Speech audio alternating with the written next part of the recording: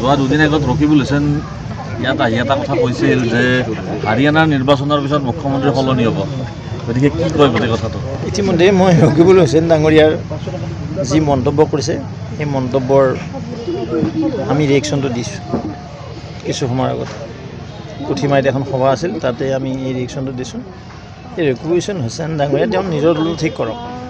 তেওঁৰ দলক ভাৰতবৰ্ষৰ জনগণে বিদায় দিছে যে যোৱা 2014, 2019, 2024 তিনিটাকৈ লোকসভা নিৰ্বাচন যদি আমি কংগ্ৰেছ দলে পোৱা আসনৰ সংখ্যা হিচাপ কৰোঁ, দুৰ্শকচ কৰিব পৰা নাই যিটো দলে। আৰু তেওঁলোকে বেলেগৰ কথা কি ক'ব?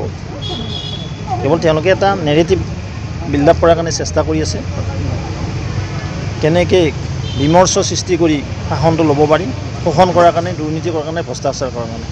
কিন্তু জনগণে সেই কংগ্ৰেছৰ সেই দিন পাহৰি যোৱা নাই। মই এইটো কথাই ক'ম, কংগ্ৰেছক অসমৰ জনগণ, ভাৰতবৰ্ষৰ জনগণে পাহৰা নাই দেই। তেওঁলোকে ভাবিছে পাহৰা বুলি।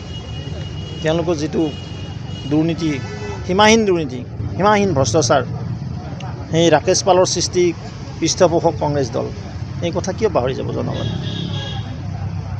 কিমান ঘোটালা, পশু খাদ্যৰ পৰা, ইউৰিয়াৰ পৰা, জিটোৰ পৰা, কয়লাৰ পৰা, আকাশ বতাহ পানী মাটিৰ তলত চবতে কংগ্ৰেছে লুটিছে।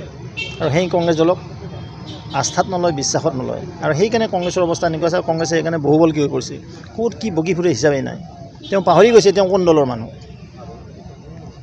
ৰঙিয়াৰ এখন বিদ্যালয়ৰ এগৰাকী প্ৰধান শিক্ষকে এগৰাকী ছাত্ৰীক যি হয়, সেইটো অতি লজ্জাজনক ঘটনা। মানৱ সভ্যতাৰ কাৰণে, জীৱকুলৰ কাৰণে, জীৱশ্ৰেষ্ঠ মানৱ বুলি কওঁ। এই জীৱশ্ৰেষ্ঠ মানৱে এতিয়া পশুনাম পশু হৈছে।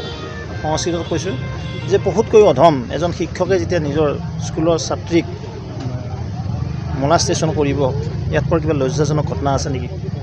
এইবিলাক শিক্ষক নে দানৱ নে অসুৰ? মই কওঁ এইবিলাক পাশবিক। তেওঁলোকে পশু হয়, মানুহ নহয়।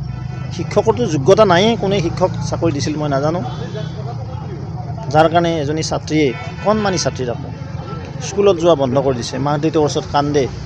কিমান হৃদয় বিদাৰক ঘটনা। তো আজি সেই পাশবিকজনে, সেই নৰসাধকজনে আজি কৰিছে। মই গম পালোঁ অলপ আগতে, প্ৰশাসনৰ পৰা ফোন আহিছে যে তেওঁ ছাৰেণ্ডাৰ কৰিছে। অহাকালি সেইটো কথা যিহেতু সেইটো পৰ্যায়লৈকে গৈছিল। মই ভাবোঁ যিসকলেই বন্ধৰ আহ্বান কৰিছিল, আহ্বান জনাম, বন্ধটো উদ্ৰ কৰা ভাল। যিহেতু প্ৰশাসনো বহি থকা নাছিলে, অলৰেডি তেওঁক চাকৰিৰ পৰা ছাছপেনশ্যন কৰা হৈছে আৰু তেওঁক বিচাৰি আছিলে পুলিচে। অৱশেষত তেওঁ ছাৰেণ্ডাৰ কৰিছে আৰু তেওঁ এৰেষ্ট হৈছে, এতিয়া কোৰ্টত প্ৰডিউচ কৰিছে।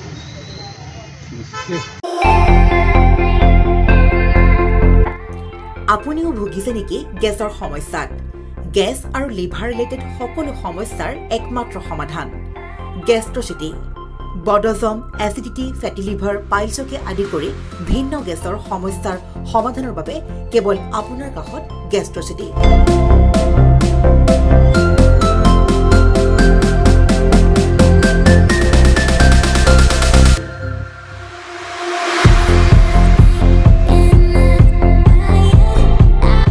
ভিজিট কৰক গেষ্ট্ৰচিটি, গুৱাহাটী, হাতীগাঁও চাৰিআলি। যোগাযোগ নম্বৰ 7577999909।